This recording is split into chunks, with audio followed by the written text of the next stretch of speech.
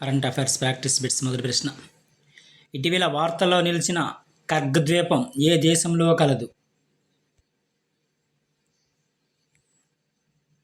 ఇటీవల వార్తల్లో నిలిచిన కర్గ్ ద్వీపం అనేది ఏ దేశంలో కలదంటే ఇరాన్ దేశంలో కలదు ఇది.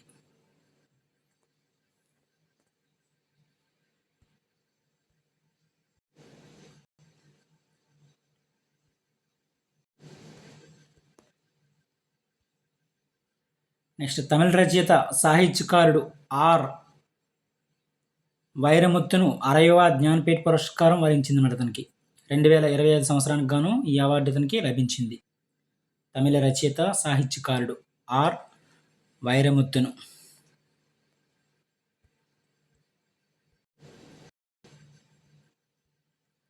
తమిళ రచయితను.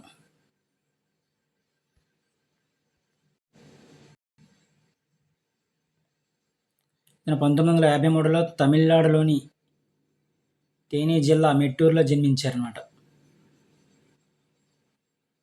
2025 సంవత్సరానికి ఈ అవార్డు లభించింది అతనికి 60వ జ్ఞానపీఠ పురస్కారం.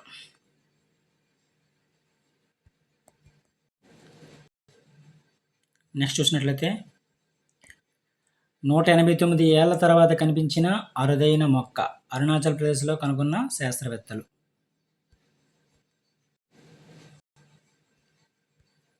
దీని యొక్క ప్రత్యేకత చూసినట్లయితే అరుణాచల్ ప్రదేశ్లోని దాదాపు 189 సంవత్సరాల క్రితం స్థానికంగా లభించిన అరుదైన మొక్క జాతి ఇటీవల జరిపిన ఓ సర్వేలో మళ్ళీ కనిపించింది. 19వ శతాబ్దం ప్రారంభంలో లోహిత్ జిల్లాలో జరిపిన సర్వేలో భాగంగా హెన్కేలియా మోనోఫిల్లా అనే మొక్కను శాస్త్రవేత్తలు గుర్తించారు. హెన్కేలియా మోనోఫిల్లా అనే మొక్కను. అయితే ఆ తర్వాత కనుమరుగైన ఈ మొక్క మళ్ళీ బొటానికల్ సర్వే ఆఫ్ ఇండియా ఇటీవల చేపట్టిన సర్వేలో కనిపించిందని అధికారులు తెలిపారన్నమాట. ఇది ఏ కుటుంబానికి చెందినంటే మొక్క గేస్నెరియాసి కుటుంబానికి చెందిన మొక్క.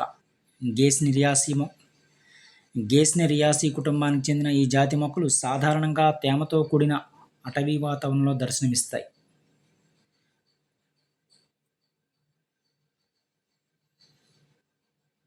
అరుణాచల్ ప్రదేశ్ ముఖ్యమంత్రి కూడా అడగచ్చు పేమా ఖండు.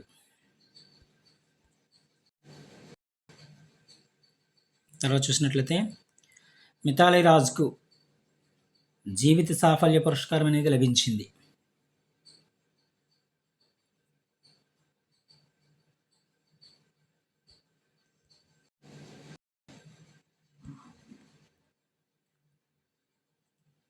ఉత్తమ క్రికెటర్గా టీమిండియా టెస్ట్ వన్డే జట్ల సారథి శుభ్మన్ గిల్కి పాలి ఉమ్రిగర్ అవార్డు అందుకున్నాడు. అదేవిధంగా స్మృతి మంతాన తన కెరీర్లో 5వసారి ఉత్తమ క్రికెట్ పురస్కారాన్ని స్వీకరించింది. అదేవిధంగా భారత మహిళల జట్టు మాజీ కెప్టెన్ మిథాలీ రాజ్కి బీసీసీఐ జీవిత సాఫల్య అవార్డు దక్కించుకుందన్నమాట.